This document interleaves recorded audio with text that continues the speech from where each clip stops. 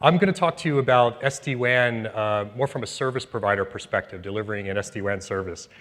So I have a lot of topics I want to cover, but you were right, the button is really hard to press here. Okay, so here we go.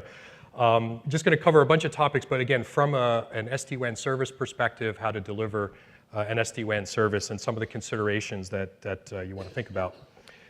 So just starting off, rather than get into all the bits and bytes and what makes up an SD-WAN and the technologies and all that, let's just take a look. What if you could deliver, you as a service provider, deliver a secure VPN, virtual private network type of service, and anywhere in the world.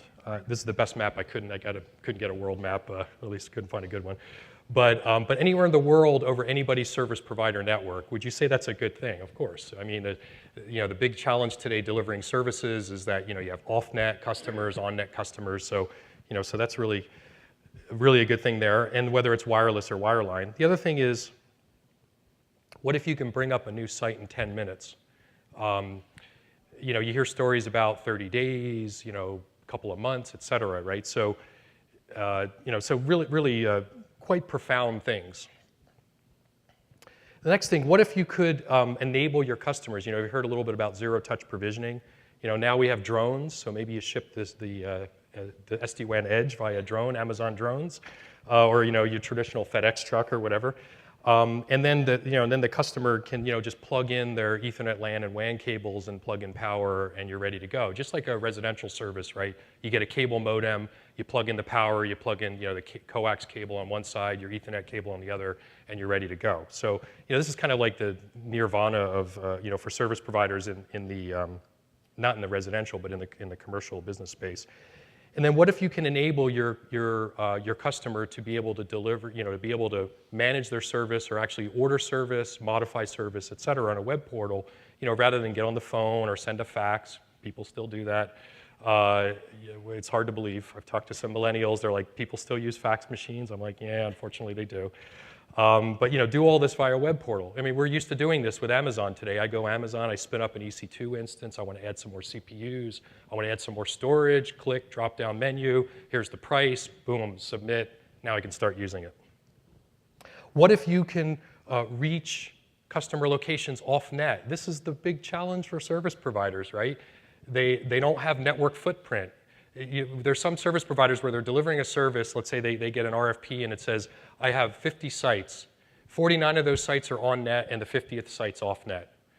But I have to go put a peering agreement in place. It's going to take 2 months to do that, get all the legal stuff done, the contracts. Or even if there's a peering agreement in place, it still takes 2 months to get all that stuff done, or a couple months. And so what if you can do that without all that hassle and reach those off-net customers? Again, shipping the SD-WAN Edge to the customer and then getting it up and running in 10 minutes. And then what if I can deliver this secure VPN service without having to build out MPLS? Maybe I'm using MPLS on my core, or maybe not, but not having to go out and build out an MPLS network. That's SD-WAN as a service. And what I mean by that, so the networking world is still catching up to the cloud world, right? Where you have web portals and you can, you're empowering your customers to be able to make service changes, add a service, to modify a service, et cetera. And that's where we really want to move networking. And I believe that SD-WAN is one of the first technologies that's out there where you can deliver network as a service, or in this case, SD-WAN as a service.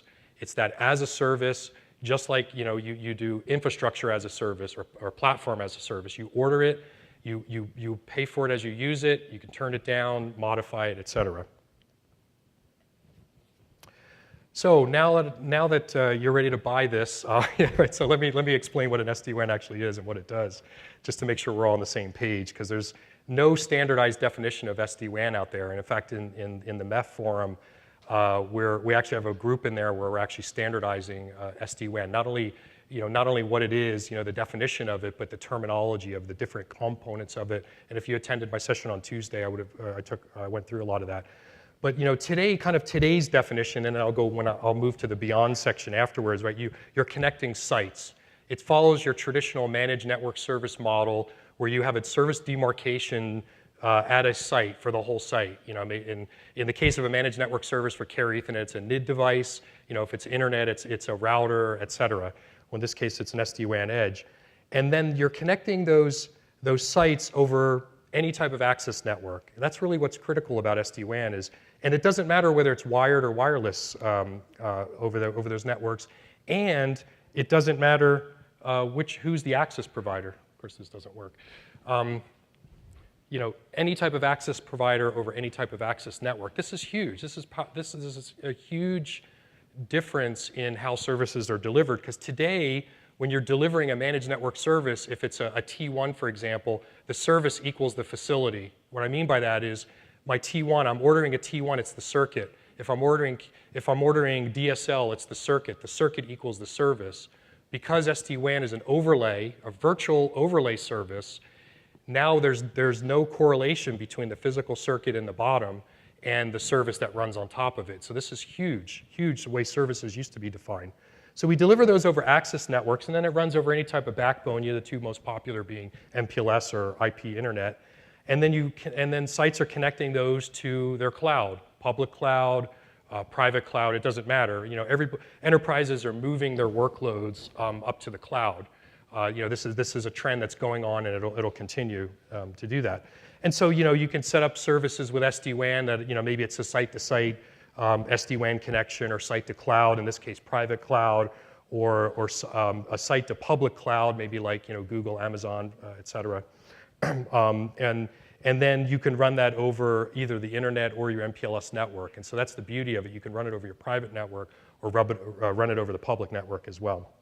And so really SD-WANs, you want to think of them as, it's just like an over-the-top. You know, when I order a Netflix, when I want to watch a movie on Netflix, I don't have to call up my service provider and say, you know, I want to run Netflix. Can you change my internet to support Netflix, right? It just runs. That's the whole idea behind an over-the-top service. Well, the same thing with SD-WAN. It's an over-the-top network service, and so you don't have to contact your access provider and say, oh, I'm going to run an SD-WAN service on top of it. It just runs on it. It doesn't matter what's running underneath. So there we go. So the journey to SD-WAN. So I was trying to figure out how far to go back on this, because I've been involved in all these over the years. But if you think about where you know, if you look about wide area network, and Jim and I were talking about this earlier, you know, kind of historically, wide area network began with boxes. And actually, up until very recently, it's been about a box. In this case, a router. I have a router, I connect a bunch of routers together, I go into the CLI, and I configure each router individually and connect them up and build a network. You know, then security was added, and I don't know if anybody was familiar with VPN, connectivity VPN appliance from Bay Networks many years ago. It's one of the first VPN security appliances, but you put that in front of your router and you got security. So, you know, again, another box in front of another box, but it was all individually box oriented.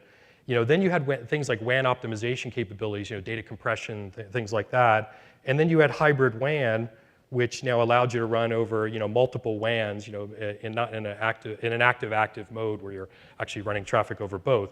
But again, these were box oriented. And so you can get it to work, and in fact, there's solutions out there you can get it to work, but it's a lot of work operationally. So if you look at this from a service provider perspective, operationally, this is really hard because I got to touch a lot of boxes.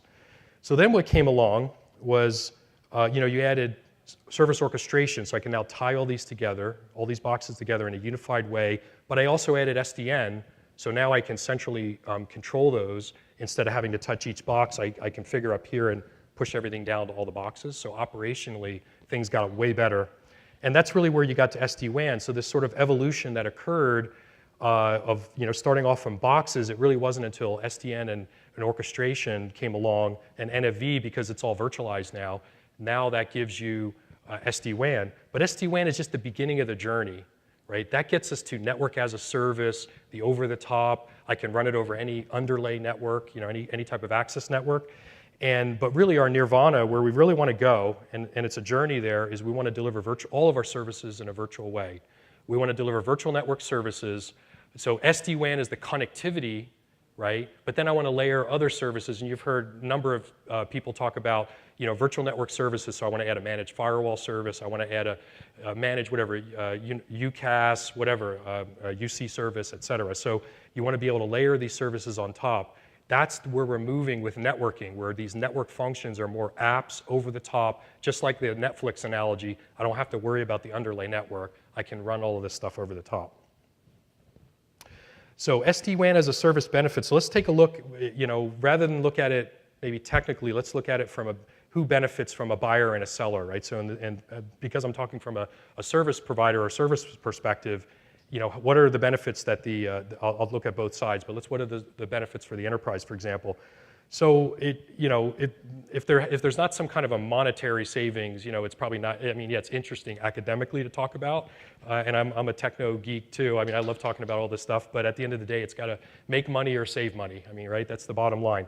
And so, if you look at WAN utilization, right? WAN is constantly growing as applications move to the cloud. You need more and more WAN bandwidth. It's not in the building anymore. It's leaving the building. And so, the bottom line is that broadband costs, 10 to 20x less than an MPLS VPN. That's just the facts. And so if you can move your traffic from MPLS and move it over to broadband, you're going to save a ton of money, but you can still grow your bandwidth and meet your business needs. Steering traffic over different WANs. This is really important. And when we talk about traffic now, we're talking it at the application level, right? Enterprises don't care what goes on in the network level per se. It's like, well, my TCP or UDP traffic got to go left or right. It's like, who cares, right? I want Outlook to work. I want Skype for Business to work. I want GoToMeeting to work properly, or I want it to be secured. And so really focusing, SD-WAN brings in focusing on the application level, so steering these different applications at traffic over different WANs. So the other thing with SD-WAN is, so a lot of times an enterprise might need to bring up a temporary site. This could be because of a disaster, or this could be, you're setting up a kiosk in a mall, or you're a bank and you're putting up an ATM machine temporarily in some location. How do you get that on the secure VPN very, very quickly, right? And then the other thing is setting up these policies. So rather than get into, I got to go set priority code points and diff-serve code points for QoS way down at the network layer, you just set the policies up at the application layer. Enterprise just wants their applications to work. They don't want to be network jockeys that have to go down and say, I got to, well, let's see, Skype for Business, it needs this kind of packet loss and this kind of packet latency, et cetera. That's way beyond what they really should be focusing on. And then also security policies, right? So you want to be able to set security policies defined for based on your application, or kind of at a much more macro level, so to be able to block sites. You want certain sites not to go to, et cetera. And then this is probably the key thing for a managed service. So the reason why enterprises buy a managed service is they don't have to license software, they don't have to buy hardware, they just pay a monthly fee. And it's a usage fee, right? So if I use more bandwidth, I pay more. If I use less bandwidth, I pay less. But you pay a monthly fee or an annual fee or whatever your contract term is. But this is the model that the cloud uses. And so now we're taking a network service and moving it and following more cloud constraints, and that's what enterprises want to do. So let's take a look on the service provider side. So on the service provider side, an SD-WAN service, and especially a managed service, allows them to actually bring to market a service much more quickly. If you attended any of the sessions on what are all the components that make up an SD-WAN service, there's a lot of them. And so just to be able to take all those multi-vendor things and pull them all together and make it actually work is really hard. I mean, I do that as part of my consulting practice, and I love it, but it's a hard thing to do. And so they really want to it's all about generating, do I save money or do I make money? In this case, I can make money sooner. Service delivery. Again, this is an OpEx savings. So and I mentioned earlier, the zero touch dropping off with the drones, dropping off the SD-WAN edge to the customer. How do I get that there very quickly and really not require any expertise for that enterprise subscriber? Lowering my operational costs through automation, and then reaching off-net sites. So I mentioned earlier how long it takes for a service provider to turn up an off-net site. So being able to turn up an off-net site, the time it takes to ship the device there and plugging power in and all that is tremendously shorter. and it will continue to be tremendously shorter than, than the current method. And then one other important thing here is entering new markets. So when we think, most of the people here were talking about SD-WAN like from a traditional telco or somebody who's delivering network services today. But SD-WAN opens up opportunities for cloud service providers. So let's say a cloud service provider wants to offer an SD-WAN service. They want to become a network service provider. With SD-WAN, they can actually deliver that. So not only are they delivering infrastructure as a service, but they can go out and actually deliver network as a service or an SD-WAN as a service. And then finally, looking at new revenue. So this is what I kind of talked about earlier, where SD-WAN is the foundation. I now have that virtual connectivity, but then I can layer on top and use NFV to layer on top more virtual network services, virtual firewall, virtual unified communications, et cetera. So what we want to do is, so SD-WAN makes network services much more like the XaaS, infrastructure as a service, et cetera. And so if you look at an SD-WAN managed service, really you have sort of like and I'm focusing on cloud-based because that's really where the industry's kind of going. And where you have a cloud-based type of service where you have all your command and control and management of this, right? And so the different service components are your cloud management system, and then you have to have something that begins and ends. The service needs to begin and end. And in the MEF, we call that the SD-WAN edge. We don't call it edge CPE or anything like that because the SD-WAN edge could be a physical device or it could be a virtual VNF. It doesn't matter, and I'll go through a use case. In this example here, on the left side, it's a physical, let's say it's a physical device, even if it's a vCPE.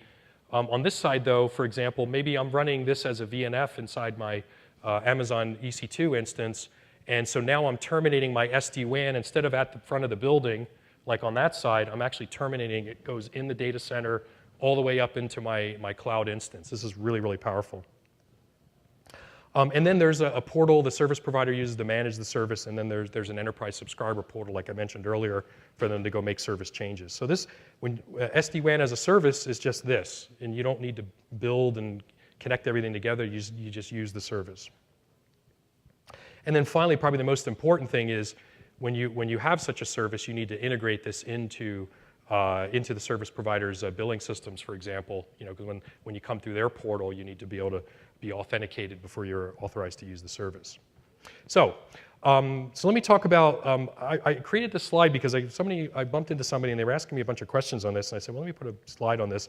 They were saying, well, because it's an over-the-top service, how do you offer high availability? How do you offer service resiliency? There's a lot of ways you can do that with SD-WAN. It's a very flexible technology. So one of them is access network diversity. So because I can have multiple WANs, and in this case, I can have a wireline and a wireless. And I think it was the Verizon speaker the other day who was saying, well, if I had two wireline providers, they might be going through the same trench. So if the backhoe goes and cuts the trench, I lost both of those WAN connections, right? So that's no good. But with wireless, now you have a completely diverse path versus the physical paths, right? So now that gives you network access diversity. The other thing is you have active WANs, and this is very interesting. It gives you high availability because if the WAN goes down, if one of the WANs goes down, you can still be sending traffic over the other. That one's pretty straightforward. One of the other areas, though, is having multiple WAN access providers. So, a lot of times you think of, well, if I have two WANs, I get them both from the same service provider. But actually having different providers, whether they're wireline or wireless, is a strategy. And maybe one of them's internet, so it's an ISP. Maybe one's an MPLS VPN, and the other is a wireless service provider, over the internet. And then finally, having SD-WAN redundancy. So if you're building, let's say you're building 100 or 1,000 site, SD-WAN, you might have some hub sites, for example, where you aggregate in, and so you can have multiple SD-WAN edges at the hub site in either a load balanced or an active standby configuration. Depends on what you want to do for that. So the last topic I wanted to talk about is edge computing, and it was talked a little bit about here. And so edge computing is where you're getting a lot more virtualization going on at the edge. So you might be familiar with like virtual CMTS. So the CMTS is basically the head end for how cable MSO networks are terminated. The coax cable terminates your service there and then pops it onto an IP network. And the VBNG, the broadband network gateway, is kind of like where your DSL gets terminated. So those things are being virtualized. And then with Cord, you've probably heard some talks. I'm not sure how familiar people are with Cord, but CORD is a central office re-architected data center, and what it's basically doing is saying, I have this data center with lots of physical boxes today, and I'm going to virtualize all that stuff. So when this stuff gets virtualized, now you're adding a bunch of servers, and so it becomes a data center, right? So before you had data centers that were like really, really far away on the right side of the diagram there. Now the data centers are being pushed closer to the edge. This has a lot of benefits for lots of opportunities. You're moving those cloud resources closer to the subscribers, so now you can, they're doing this specifically for networking capabilities, but think about new service opportunities where you can now, you're a mini cloud service provider there, and you can now be spinning up cloud services, infrastructure as a service. Enterprises can move their workloads there, and you would connect your SD-WAN now to a closer point. And so what we're doing is we're basically moving that cloud application. So now, let's say somebody had 20 data centers across the US, but they had, with your VBNGs, there might be 10,000 VBNGs across the whole US, right? So now you have 10,000 data centers. They're not as big as the big centralized ones, but they don't have to be because they're closer to fewer subscribers. So there's a lot of really good, so you can imagine, you got SD-WAN now connecting the enterprise site to, to the particular cloud environment here. And so the last slide I want to cover is some possibilities, actually 2 slides, possibility for SD-WAN edge placement. So the SD-WAN edge is the physical or virtual appliance where the SD-WAN begins and ends. So your classical or traditional, the way it's done today, is it's done into the building, like a typical managed net, like a carrier Ethernet service, a managed network service. But really, because SD-WAN edges are virtualized as a VNF today, you can do some really interesting things. So when we talked about having temporary or Internet of Things, where in this case I'm showing an ATM machine and a kiosk, I can set these up temporarily, and now they're part of the SD-WAN, and they can run over LTE. So I take the device, have my SD-WAN edge on there, ship it off to a mall someplace, and then power up everything, and it connects, and now I'm on my private virtual network. You can now take that even further, and from devices, now I can take it to where the people are, right? So today, on my phone, I have a VPN client using MobileIron. I have a Juniper client running on my laptop, and then we have a VPN that runs in our corporate office. 3 different vendors, 3 different implementations. With SD-WAN now, you can now have the same implementation across all of these different domains: buildings, Internet of Things, and then laptops and personal devices, mobile devices. And then finally, as I talked about before, when you have the vCMTS, the virtual CMTS, and CORD pods and things like that, you can now build up these VNFs over there as well. And then finally, as also today, because SD-WAN edges are available in VNFs, you can run them right in your workload inside like an EC2 instance with Amazon. So SD-WAN makes us rethink where a WAN begins and ends, right? Because a WAN used to begin at the building. Once you got into the building, it was a LAN. But now we're extending this secure tunnel all the way into laptops or into cloud. So finally, the last thing is I'm just about out of time here. Some things just to think about when you're rolling out an SD-WAN service. I'm going to talk about integration, customization, and sales enablement. So when you have an SD-WAN service, or even if you're a vendor selling an SD-WAN solution, right, you have to integrate it into the service provider's OSS, BSS systems. That's kind of a given. Billing systems, inventory systems, whatever. Service activation, product catalog, you want it to show up in their product catalog. So, so this is kind of like you have to do that. The other thing is whether you have to do this whether you build it or buy it. So if you're buying a managed service or you're actually building it from scratch. Customization is really important because when you're rolling out a service, you don't want your service to look, maybe you're using all the same components, you don't want your service to look like your competitor's service. So customization is really, really important. So you can have a different offer. So you can be using all the same technologies, all the same products, but you want to customize that. And it's going to really matter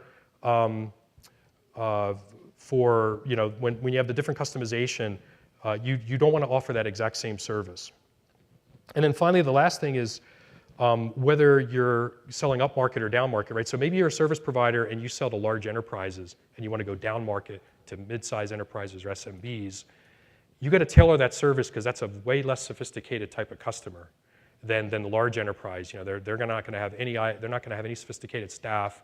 If you're going to sell to Home Depot, You know, they don't have a network engineer at each Home Depot. I can guarantee that, right?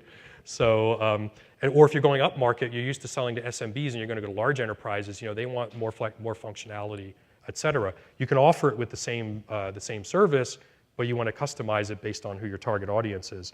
And then finally, SD-WAN is very different for your sales force when they're selling a carrier Ethernet managed service or a T1 service. They're used to selling circuits, right? Well, now they're not selling this like circuits, because it's not really like a circuit anymore. And so you have to change the mindset, because when you're selling a circuit, you know, you're tied to the physical. It's like, well, it's going to take 30 days and I got to trench or whatever I have to do. Whereas SD-WAN, it runs over what's already there. So the whole sales process is very, very different. So it requires, you know, really some training, and you need to walk through the use cases so that you can conceptually understand the possibilities, because the possibilities with SD-WAN are much different than you can with a traditional managed network service. So with that, I know I'm out of time, so I don't know if we have time for questions at all, or.